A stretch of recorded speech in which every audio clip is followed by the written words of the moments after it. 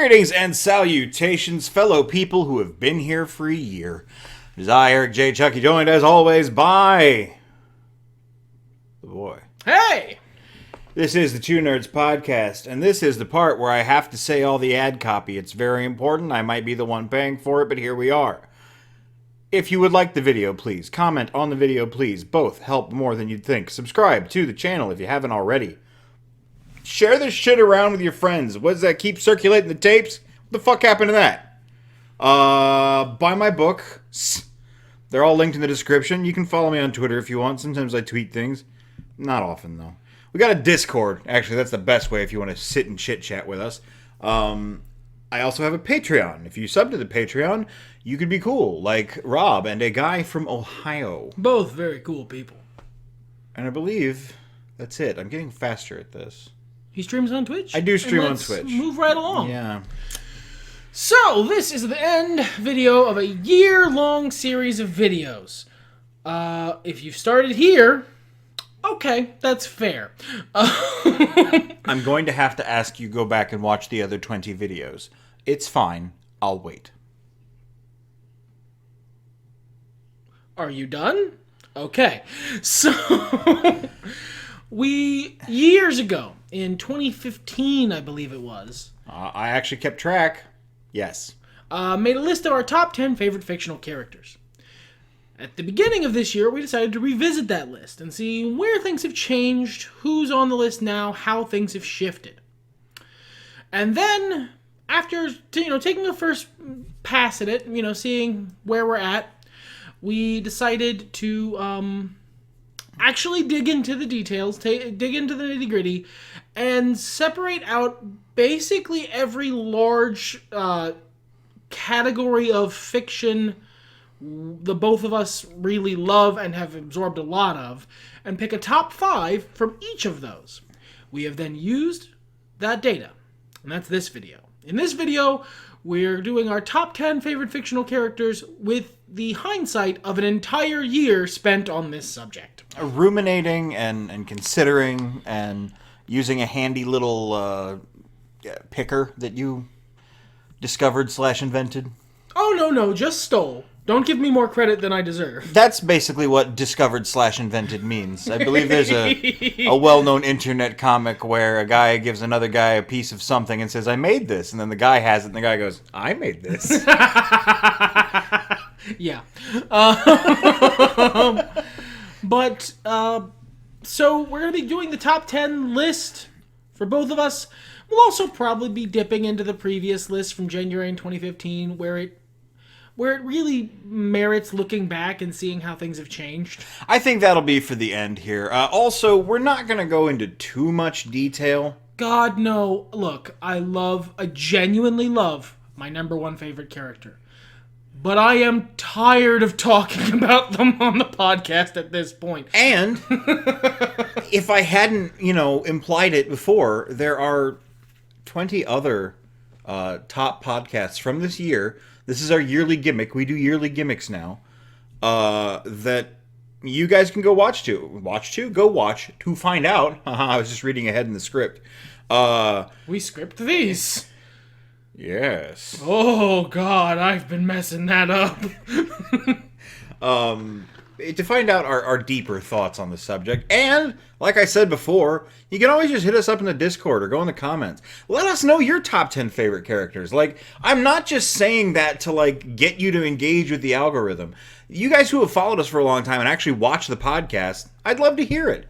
And it doesn't have to be scientific or set in stone, as is evidenced by the fact that we redid this year. And there's been massive movement for at least me. And importantly, this is our top 10. I've done top 5 for all year. Top 10 favorite characters at this exact moment in time.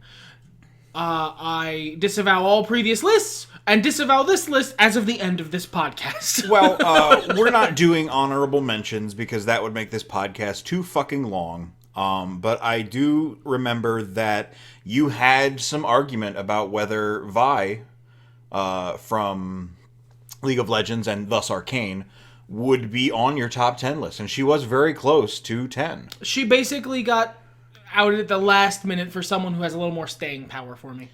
So, shit changes very recently. That wasn't even a whole month ago. Yup. And if you'd like to know more about it, check out last week's podcast. So, number 10? Number 10, my friend. Who starts? You? Me? You traditionally, you've talks had you first? start. Okay. Is that you gotta hurt me while I'm down, Chief? Jeez. If you guys watch the streams, you'd know what that joke was about. So, number 10 for me, the one who managed to outvie from Arcane, because I'm going to be honest, it's the one from Arcane, is Mordin Solus from Mass Effect. He ultimately took the number 10 spot under the "this character has made me cry" rule. That gives someone an inherent bonus against anyone who has not done that.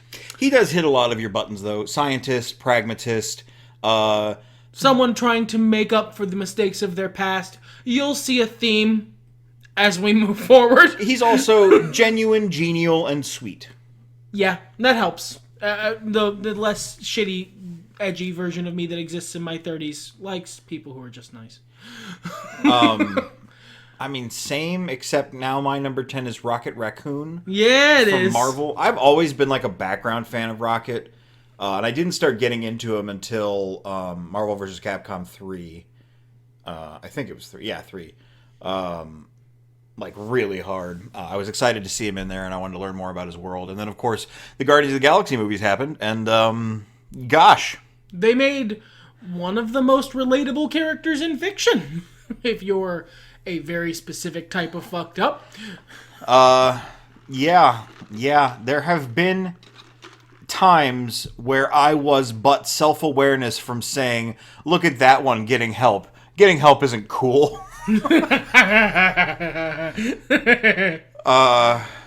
Yeah, he's real great. I'm kind of surprised he's at the bottom, but I think he wasn't on the last list. No, he was higher. Yeah, he dropped down a lot. Yeah, I mean, like, you'll see. Look. Shit changed. Shit changed. Y'all are going to hear some surprises from me later. But my number 9, we are just sort of blasting through this, aren't we? We are blasting a little bit. It doesn't need to be an hour-long podcast, but we'll get into the nitty-gritty later. My number 9 is Spider-Man. I specifically mean Peter Parker when I say that. I do love the other Spider-Mans. All Spider-Mans are good Spider-Mans is a rule I actually have in my life. I will generally watch anything with a version of Spider-Man in it. Up to and including Batman Beyond. Yes, that counts. So, but I specifically mean Peter Parker because when my brain thinks Spider-Man, he is the one I picture. He has staying power, essentially.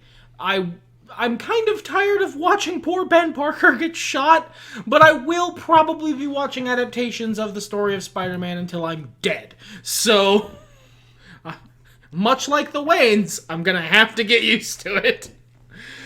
Speaking of the Waynes. Yeah, speaking of, who's your number 9? Number 9 for me is, I have listed here Batman, and I think a broader envelope of most Batmen.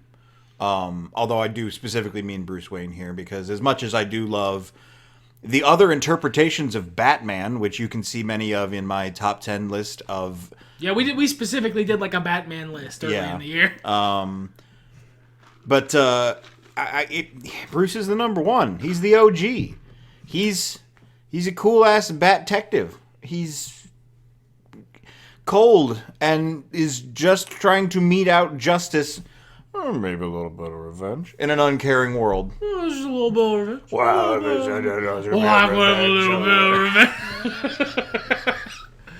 Well, he is one of those childhood heroes. Like, a Spider-Man would have been up there if we already weren't so low on the list. Because Spider-Man and Batman were my 2 favorite heroes growing up, period. So, yeah, of course he's still there. He's got... You know, out of all the dumb fucking things they've had Batman do, he's never won Mordade. Yeah, fuck, he's got Spider there. He's got the Spider there. Peter has, in fact, sold his marriage to the devil. Batman's never done that.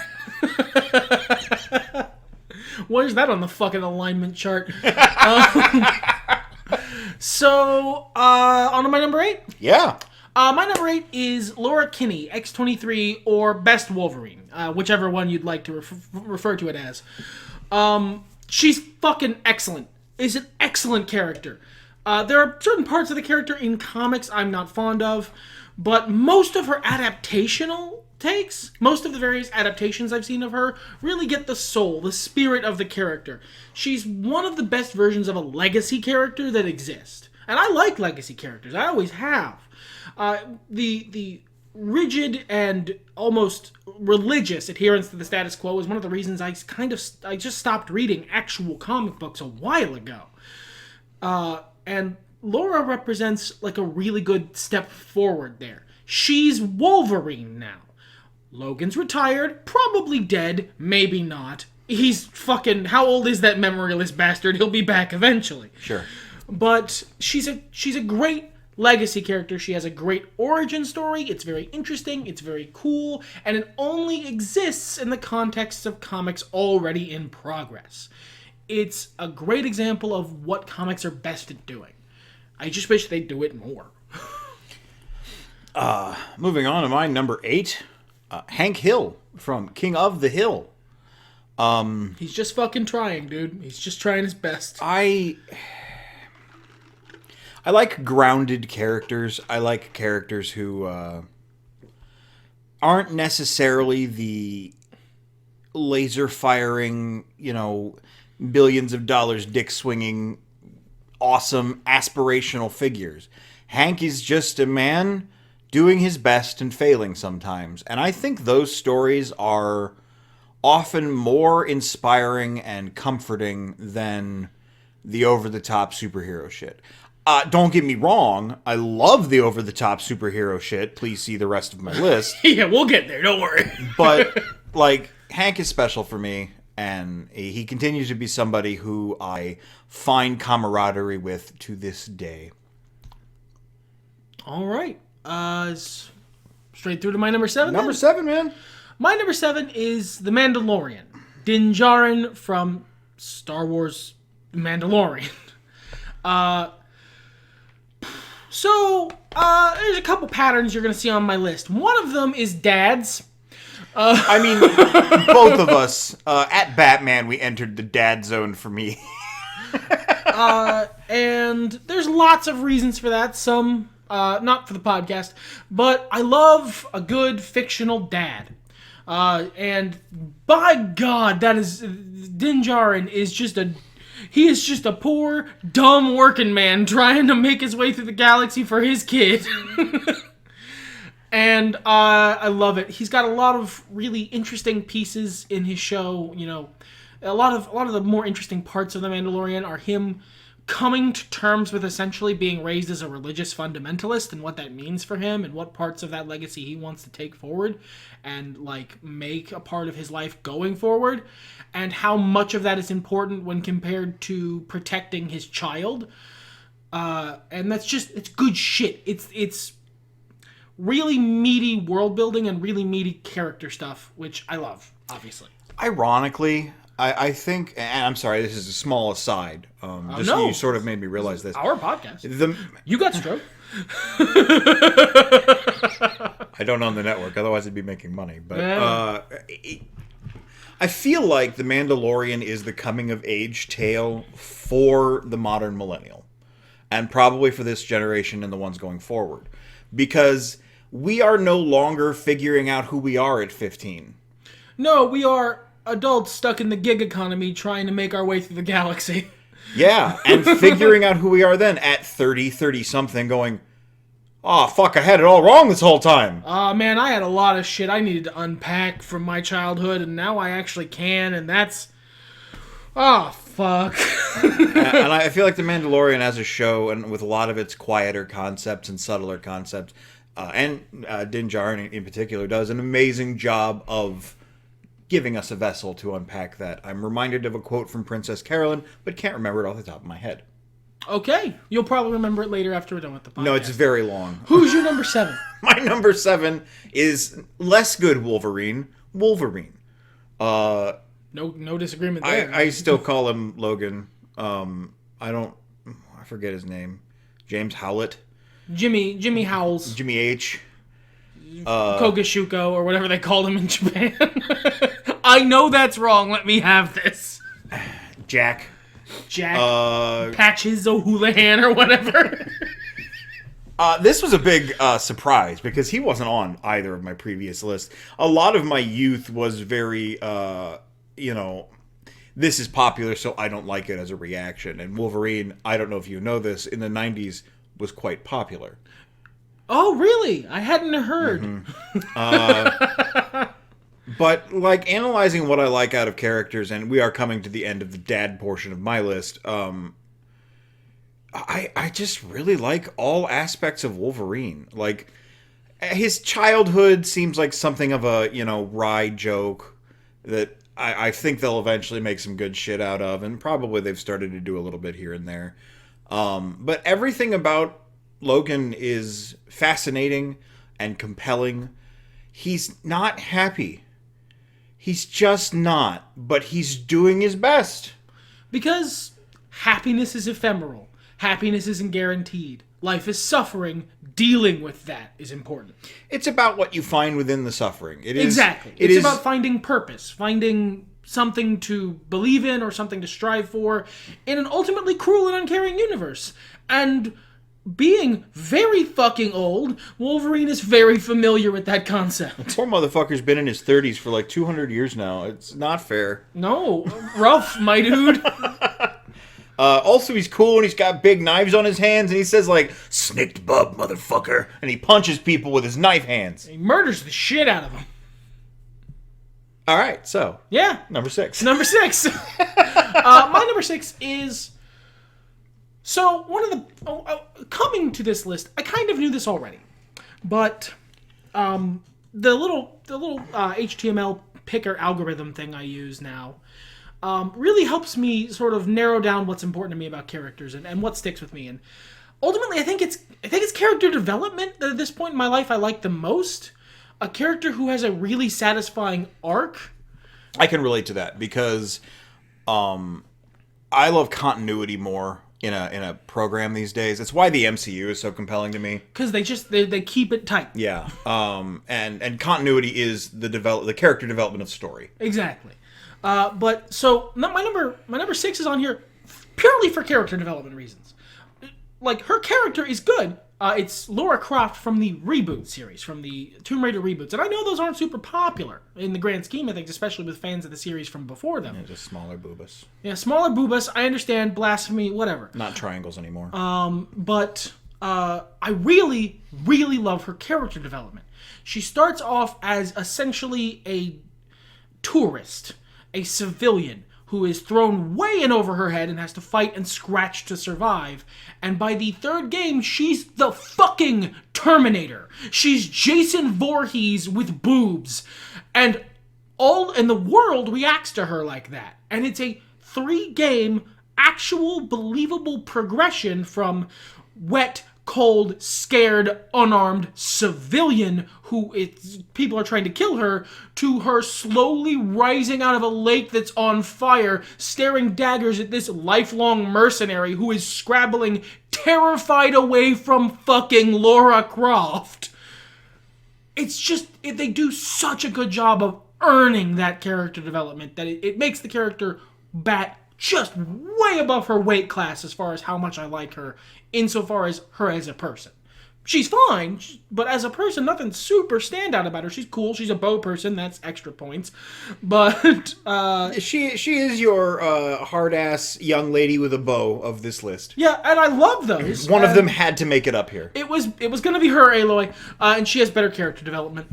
What about you, sir? What's your number 6? I didn't mean to put both of our number 6s on the title card. I just sort of picked from the list, but mine is Harley Quinn, who, again, surprisingly, was not on either of the previous lists. It's surprising not because, I should have had her on the previous ones. No, I've only really recently come to understand and accept. I think Harley has elevated to a point where I love the character instead of just being the Joker's hot sidekick. She's got a lot going on these days. She does, and she had some rough patches of development, but yeah, the various Harley's Quinn we've seen in the last 3-ish years have been I might even say 5, have been really solid. The ones from the Suicide Squad movies are great. I understand Harley Quinn is a great show. It's got some jokes in it that I'm tired of seeing, so I haven't watched it yet. But as I understand, the show's really good. It's funny. It's not, just so long as one doesn't take it seriously, it's very easy to have a good ride with it. The humor is really punchy. A lot of the characters are just really well portrayed. I mean, but sometimes they are going to shit on your favorite DC hero and or villain. So, you know, don't go in there being like, ah, yes, the next great DC epic showing all of my favorite icons. That is the problem with DC over Marvel. You can shit on Spider-Man, and it's like, well, that makes sense. He's Spider-Man. But if you shit on Superman, don't. That's fucking Superman. What are you doing? Fuck off. Respect the S. Harley Quinn is a very Marvel DC character, and that's probably why I like her so much in a nutshell. Okay. Do you have any DC characters you like? Oh, I mean, you know, a couple. Like, my number 5 barely would have made it into the top 5 at this point in my life. Bruce Wayne. Yeah, he's at the top of the list. Early at the beginning of this year, he's at the top of the list. Fucking 6 years ago. Do you feel like you're taking crazy pills, listener? Ultimo Dragon, have you changed masks in the middle of your sitting session? It's such a great visual. Thanks. As a child, I don't actually know that I've told this story on the podcast before. As a child, I had legitimately a large moving box. Like one of the ones you'd put a big fucking old CRT TV in. Full of Batman toys. I don't know that you've told me this. Full to the brim of Batman toys. How fucking exciting. Yeah, it was great. And I lost them at some point, and I'm still heartbroken over that quietly in the background. But oh, that's why he hasn't told me, so I don't buy him a bunch of vintage Batman toys. Do not fucking do that. I will not do that. I have been a Batman fanboy since I could remember liking things. I wore out the first and second Batman VHS tapes. That is to say, they didn't work anymore, I watched them so much. My family must secretly despise the character at this point. Yo, Gen Z, if any of you are listening to this podcast and are still here, which retention says you're not, but if you are, does that sound weird to you? Like, you know, you can't wear out a Netflix. Let us know in the comments. But at this point, I love Bruce Wayne. I'm always going to. He's foundational for me. He's in the firmament of my existence. I don't think anyone's ever going to really become more foundationally important to my personality. But I don't love him as much as a character anymore. Partially it is the comic book obsession with the status quo. Partially it is I've changed as a person. Bruce Wayne is someone who operates on iron self-control and is a very hard person. He's not trying to be a better person. He's content with the amount of good he is currently. Whereas everyone else on my list is either a good man or at least striving to be. And at this point in my life, that's better for me. That's what I'm drawn to more, because I'm trying to be better. I'm trying to be a better person. I don't always succeed, but I guess it's what I like in my fiction, because it's what I aspire to in myself. I've mostly not talked about Batman on this entry because, dear Lord, watch the podcast. Really, any episode, you've got a 50-50 shot of us going on to a rant about Batman. I've talked about him enough. Everyone who watches this podcast must already know my opinion on that character, and that hasn't changed. He's just been supplanted. What about you, sir?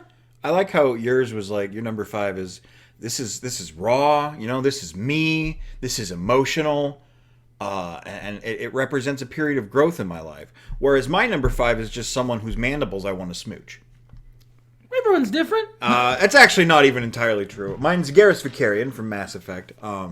And while he does have very smoochable mandibles, I think what I like about him is he's the best version of 80% of the characters I liked in my childhood.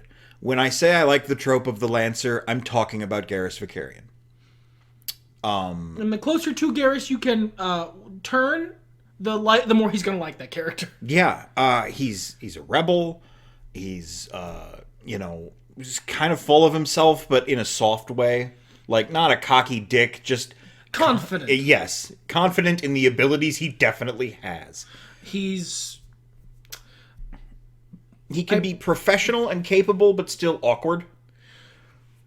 He can be angry, but not loud. And I honestly, like, what I like a lot about him is, things I would like to see in myself, or did see in myself at certain turns.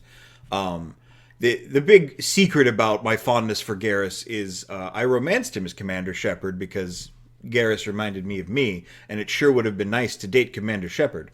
Just a strong, confident woman who punches things. And then gets mad at those things and shoots them with her gun.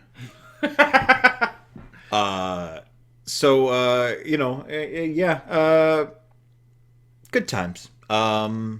Good character. He has a sniper rifle. Guy with a sniper rifle for a long time was my version of... Chick with a bow? Yeah, yep. So... I like bow dudes, too. Legolas is great, but, like, Chick with a bow's better. Sorry. Yeah. Number 4 for you? You have lies to tell our audience, as I understand it. He doesn't believe this. It smells a lot like smoke here in my asshole. That's where your head is. I understand. So, my number 4 favorite character, who has legitimately supplanted Batman in my list of characters I like. I subpoena for incorrectness. Is Colt Regan. You may recognize that name from the links below this video. I compliment White's writing a lot on the podcast because he's a humble guy and doesn't. But Colt Regan is, without exception, the best developed character I have ever read. I love character development, so he gets up to number 4. The only reason he's not higher is because there are characters who speak to my spirit more higher on this list. Colt is a regular man, stuck in irregular circumstances, and he doesn't start out very nice. The first book, Colt's an asshole. Like, he's a polite-ish asshole, but he's got a lot of unresolved and unexamined issues with the world. And over the course of the Colt Regan books, he undergoes one of the best versions of character development I've ever seen. A lot of authors have, I think, kind of a fetish for making their main character suffer pointlessly. And it impedes and degrades the character development. They backslide in ways that aren't realistic because, man, wouldn't it be hard for them to have to deal with having backslid like that? Instead of respecting the character and respecting their development, and if they do backslide in some way, trying to make it a way that makes sense for that person. Colt always does that. If he has a failing, it's going to be one that makes sense for who he is. If he has somewhere where he doesn't meet, the best version of himself, it's going to be in a really understandable way. And he is striving every day a little bit to be a little bit nicer, a little bit better, a little bit more compassionate. Doesn't always succeed, but he's always trying, and you get that really clearly from the books. And I love that. It's such good writing. It's literally the reason the third Colt book is my favorite book is because it represents a watershed change in that man's life that is then respected by the later novels. And I just really like Colt Regan. And I don't really have a graceful exit for this. So White, what's your number 4? My number 4 is not a lie. It is in fact a weird truth that I'm forced to sit here with.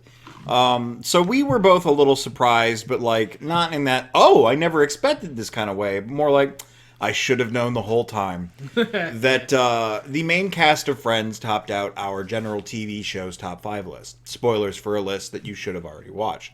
We waited for you earlier. Why didn't you watch it then? And here they are at my number 4. Because while I would never pick Rachel, Phoebe, Joey, Chandler, Ross, or Monica individually on my top 10 list of my favorite characters of all time, they are foundational, fundamental, and at this point, an intrinsic part of who I am as a person. I grew up with these characters in a greater way than almost anyone else on this list. They are in the way I talk. They are in the things I say. They are in the way I categorize other people. They formed important and fucked up incorrect perceptions of how the world works that I lived with for a long time and still do. And they're in a show that is old, like me, and yet still holds up pretty well to this day, which you don't always have. I think they're funny. I think they're very human. And even the Flanderizations that happen as the seasons go on feel... I posit not avoidable in network television, Sure. by the way. They feel still more realistic than, well, for example, Ned Flanders. Yeah. Well, I mean, he's the trope namer for a reason. Yeah. I said it the last podcast. I'll say it again now. We're in the middle of a rewatch, a very slow one. We got to the part where Ross and Emily don't happen, and the breakdown Ross has after that. And wow, I can honestly relate. I 1000% get it. Been there, done that. So, it's a good show. They're good characters. I guess that's really the reason behind all of these people on our lists. It's a good media. They're good characters. Everything's better when nerds talk about it. There we go. Hit the exit music. I don't have that power. What's your number 3? Oh, my number 3 is Captain America. I am specifically talking about Steve Rogers. This one is one who's been on my list for a while. If we scroll back, I imagine he'd be up near the top since about the beginning of this year. I don't think he would have been on the 2015 list, though. Same spot at the beginning of this year, actually. Yep, that makes sense. I don't think there's been much movement there. And he was number 6 on the 2015 list. Well, there we go. I liked Captain America before the MCU. He was a fun character, good, solid, guy. I usually liked him in the Marvel vs. Capcom games. That helps. I usually liked him in video games. I like playing the tank. But it's basically down to Chris Evans. The dude's just really fucking good at his job. He plays a compassionate, empathetic, good person who is trying his best but isn't perfect, who has some biases, who has some illogical things he's still willing to go to bat for because they're important to him personally. And he does it so fucking well, he's my third favorite character of all time. I like the character of Captain America generally, I really do, but Chris Evans' version of the character, I think, is also benefiting from the fact that he gets to have an end to his story. Whereas in comics, the Captain's going to be fighting the Red Skull until the end of time. There's no swell musical about his life in comics either. God damn, that musical's fucking hilarious. But I like the appeal of a good man. Just someone who fundamentally has the right instincts. You'll see that again later. But Chris Evans' portrayal of the character is fucking phenomenal. And makes this character one of my favorites. What about you, sir? What's your number 3? Remember when y'all were surprised that oh yeah, Batman had fallen to number 5 on my robotic friends list? Well, number 3 for me is the man that is forever indelibly etched into my skin, Kefka from Final Fantasy VI. I've replayed the game since we made the first list. I believe I was in the middle of it when we did. And he is, much like the Friends roster coming together, he's sort of a representation of an entire game, really. He is the focal point around which everything is fixed. So that helps. As a character, is he very well developed? Not really. Most of his backstory is hidden in an NPC you are probably going to miss talking to. But he's got 2 major things going for him. One, I was like 13 at the time. That helps. the baseline of, I mean, we keep saying, fundamental and foundational. What do I mean by that? The baseline of what I like about storytelling, about what I like about storytelling in video games, in books, and characterization in those things as well, is Final Fantasy VI. There were games before. I played Final Fantasy IV. I played, Mario RPG. Well, I think that came later. But regardless, there were games after, certainly. Some of my favorite games of all time. This one... It sets the standard. It is the watermark. It is the bar. And Kefka's at the center of that. The other thing he has going for him is that there's not a Konkfa. There's not an edgy, weird, drippy version of Kefka that has been utilized by unfortunate teenagers to be an outlet to express their angst. Kefka wouldn't say we live in a society. Nope. He would say you live in a society and then burn that society down with his magic lasers. He's a tragic figure. And there's a quote I love from a couple of different pieces of media. Chrono Trigger is the one I attribute it to the most, but it's also in, I think, Final Fantasy VII. It's a variant on the phrase, if I am to die, I must simply laugh. And Kefka dies laughing. Yep. There we go. Number 2. Okay, I was waiting for the handoff. Yeah. So my number 2. You're allowed to just pie face me out of the way, buddy. Is a sharp contrast to my third favorite character, because if Captain America is a good man, Arthur Morgan isn't. Arthur Morgan's a bad man. He's a bad man who has done wicked acts. And I would kind of disagree, actually. I think Arthur Morgan is what if Captain America was raised by the Red Skull. He's a product of his environment, certainly. But I think there's something shining through in him. Yeah, well, that's what I mean. Is he's not a good guy by nature. He's a good guy by choice. Okay, I respect that. The whole story of Red Dead Redemption 2 is him choosing to do right when there's every possibility he could choose to be a shit instead. Literally, in the game, you can. You can just choose to be the worst fucking guy imaginable. And I didn't, and I posit that the game's better if you don't. And my version of Arthur Morgan is the one who doesn't, is the one who gets the deer at the end of the game. I'll put it like that. It's a really great story of a guy making peace with himself, of a guy struggling to get the red out of his ledger, to use a turn of phrase. It's debatable that he doesn't succeed. But the struggle is noble. And I love the character for it. I've talked about him a lot, so I don't really feel the need to elaborate too much more. We both have. There is a songline, popular quote as well. I just have no idea for the origins of the quote. The song is from the Megas. Is a man or machine more than his mistakes? Arthur Morgan is a good way of positing that question.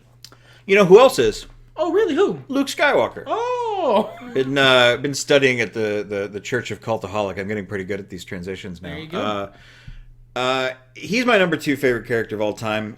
If anyone were going to supersede Kefka, it shouldn't be surprising as to who 2 and 1 are.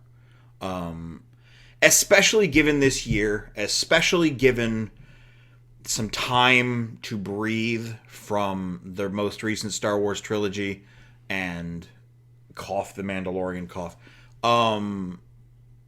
I really look back with respect on the character of Luke Skywalker. While like you said for Captain America, it's also great that he has an ending. Something I loved about him even when I was a kid is that he struggled with his darkness. And it's one of those thoughts that I'm surprised I had as a child. I wasn't dumb, but when you're young, you don't have the words or like the awareness to really pick up on that stuff and have it in your head, in your mind's eye. You lack the vocabulary, even if you fundamentally understand. Well, and even fundamental understanding is sometimes something that escapes you. At least it did for me. There's plenty of stuff, plenty of media I've gone back on that I watched when I was a kid. And oh! Oh. Yeah. There was a period of like less than 2 years in my life where I read a bunch of books and then 2 years later read those books again and went, that was a sex scene. It is what it is. But even, and this wasn't some opinion that was given to me by an uncle or a magazine or whatever. I like the fact that in Jedi, Luke walks into Jabba's palace and he is wearing that all black and he's doing force chokes and he's bullying his way in. I like that he struggles with darkness, but still manages to do his best. And I like, even in the new trilogy, that he's forced to live with the results of mistakes, of fear, of acting on negative emotions. Of being a person. Yeah. As opposed to the emotionless ideal of a Jedi. And that's, I mean, we make the comparison a lot. It's why I'm a Marvel and not a DC. I like raw, fallible people. And Luke Skywalker is an excellent portrayal of an epic hero. Like, literally from epics. Who is fallible. And not in that cool way where they, like, get a lot of tail. And then they're like, sorry, wife, I got a lot of tail. But, like... in an actual way that really fundamentally fucks up their whole life and they have to spend the rest of their lives dealing with it. Drinking titty milk out of a weird animal who's kind of into it. Making that face like that's how it is on this bitch of a galaxy. So, we're here. We're at the number 1 slot. Who's your number 1, dude? Well, I mean, so if you have watched any of these videos, the one in which he originally appears, or any of the previous top 10s, this shouldn't be a surprise. It's Michael Carpenter from the Dresden Files. It's the Paladin. It is the character who I do not want to play a Paladin because I could not meet that bar. Michael Carpenter is like Luke Skywalker, except that his fallibility is accidentally saying damn out loud. His fallibility, this is spoilers for literally what I think might be my favorite piece of Dresden Files fiction. I'm sorry, but I've mentioned it a few times. I've never mentioned the reason why. His fallibility is that he nearly beats a man to death with 2 steel baseball bats for daring to threaten his daughter. And it's not really a fallibility, though. That's like man shoots rapist. It is, though. Well, it's for him. It's yeah. against his... It is. It's against his principles. But that's the cool thing. It would be wrong for him to do it. That's what makes him a good character, is that he is holding himself to this standard. And it's not a standard he expects anybody else to be held to. No, and that's one of the best things about the character, is that he absolutely doesn't judge people by his bar. That is so rare in Paladins, in that kind of character in fiction. He's not judgmental. He's helpful. He doesn't shame people for failing to meet his ridiculous standard. He tries to help them up to meet their own standard. That's great. There's also a billion other reasons I like the character, but I'm genuinely tired of talking about him at this point because I've jabbered on about this guy so much. My number 1 is best summaried by they're really cool. But let me give you a little story instead. The last couple of weeks, maybe month, IRL here, I have been trying old Final Fantasy games that I attempted when I was younger, when they came out. Some of them I liked, some of them I didn't. But I wanted to give fresh eyes to it because I know I've changed as a person. Wow! Accidentally, thematically, I've mirrored our whole process with this list. Anyhow, some of them I hated. And I couldn't bring myself to continue. Some of them I wish I liked more because the story was really good, but the mechanics were failing me. Some were the other way around, where the mechanics were really fresh, and I was really compelled to like play around with them. But the story's so fucking bad. And then I was like, you know what? I'm tired of trying. One of these maybe I'll finish someday. I'm close to the end. It's not like it takes effort. But I want to play something fun. So I turned on Final Fantasy 15. And there's a lot I like about that game. Now, I haven't finished it. Please, no spoilers. I like that you actually have control over your character. I like that it is an updated version of the Final Fantasy formula in a game that's more action-heavy, like a Dragon Age. I like the world building, and I like the interesting take on things, and I like a lot of the way the dialogue is given. And I think the thing I like the most is that the main characters are the Teenage Mutant Ninja Turtles. But shh. I mean, I don't know if they did that on purpose or not, but they are. 1000% they are. I am playing Leonardo while Raphael, Donatello, and Michelangelo run around saying goofy shit behind me, and I could not be more thrilled constantly. So your number one is the TMNT? And my number one is all four Ninja Turtles because you can't split them up. You can write a story where they're not, together, but like... They only exist within the context of the others. They play off of each other too well to exist in any other way. It's been a lovely renaissance of me rediscovering my love for these characters and why I love these characters and how well translatable there are. Some superheroes, some characters from fiction, even like a reboot series of a TV show. Sometimes it doesn't fit as well. I just had a lot of monsters, so I got the burps. Walker, for example. I think Jared Padalecki's doing a fantastic job as playing Chuck Norris as Walker. But he's in a world he doesn't fit. Because he's in a modern world and not the world in which Chuck Norris's Walker existed. So, it's not the same. They were talking about doing a Murder, She Wrote reboot. I don't think that would have gone well. Maybe it's like a period piece? It wasn't. No, you don't. Those don't work anymore. Those don't work in the era of CSI forensics and satellite imagery and cell phones, man. That's not. You got to do period pieces now. Yeah. But the Ninja Turtles, you can even stretch those boys real far and get quality fiction. I think they're iconic. I think they're enduring. They work everywhere from fantasy to sci-fi. There's really nothing that stops them. Within the context of one comic book series, they work everywhere from fantasy to sci-fi. Yeah, it's true. The Archie comics are nuts, man. So that is my number one. That is the end of both of our lists. I think we managed to fill the time and then some. But let's go through. Let's do what amounts to honorable mentions. Let's see the people who aren't on the lists anymore. Yeah, let's see who didn't make the cut. Yeah. So let's go back to 2015 here. I'm just gonna go through mine real quick. You can go through yours real quick. Sounds good. I had Cole from Dragon Age, and Solus from Dragon Age on my list. I just played Dragon Age Inquisition. They were really fresh in my head. That's recency bias. I had the boss from Snake Eater and Severus Snape from Harry Potter tied at number 9. He cheats a lot. There's one thing to group together characters from the same thing, but inextricable from each other. But just going, no, I'm putting 2 people at 9 here. I get 11. Fuck you. Snape sucks. Whatever. And the boss is a better character, but I think I've come to like Solid Snake. Well, Snake, whichever one. Venom especially.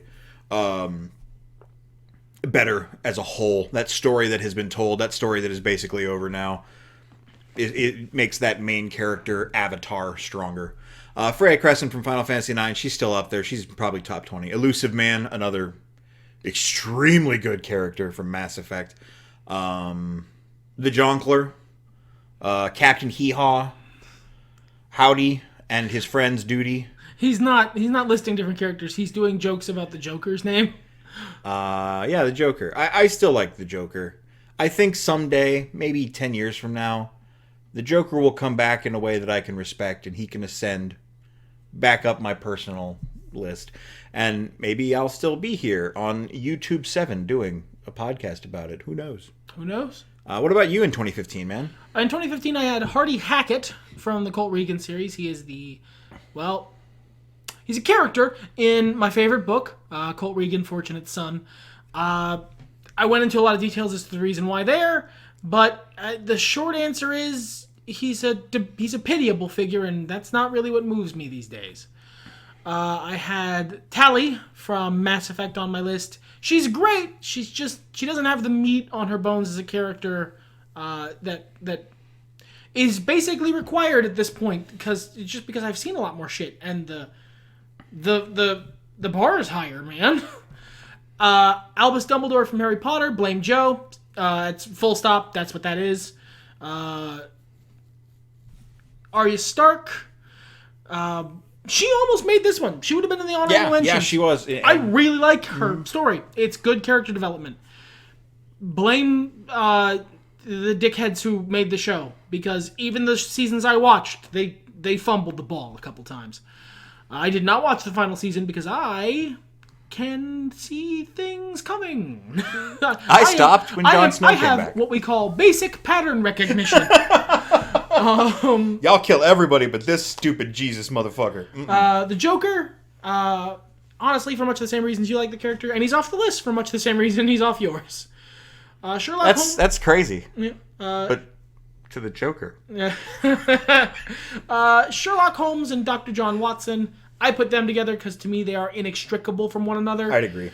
It's not that I like the character less. It is just that he's been like, he got dunked on by a lot of characters I like more. Harry Dresden, which White insists on writing his full name as a bit every time, from the Dresden Files. I have been invoking it at my peril for so many fucking years now, and nothing has happened. He's a bitch. Harry Dresden, a bitch. Honestly, the reason Harry made it from number 2 to off the list is down to the reason Colt is near the top of it. Consistency and character development. Harry has backslid in some ways that do not make sense for the character. That hurts. And that's it. Let's go back to earlier this year, January of 2021. My differences were, I had Mandalorian on my list. I had Arthur Morgan on my list. I do think he is perhaps one of the best written characters, full stop. But that doesn't make him my favorite. That's absolutely fair. Luigi, I don't, like, that's more of an icon thing. Like, you know. He's Luigi. He's Luigi. He's the Ouija. But I don't know that I could call him really my favorite. What, can you name his personality traits? Sometimes cowardly. Sometimes. And you, my friend. Green Mario. Green Mario. I had still Hardy Hackett, still Tally, but Nebula from the MCU, that was probably recency bias. I had just watched Guardians of the Galaxy 2, I believe, around that time, or had been fairly recent. I love Nebula. She's a great character, but, like...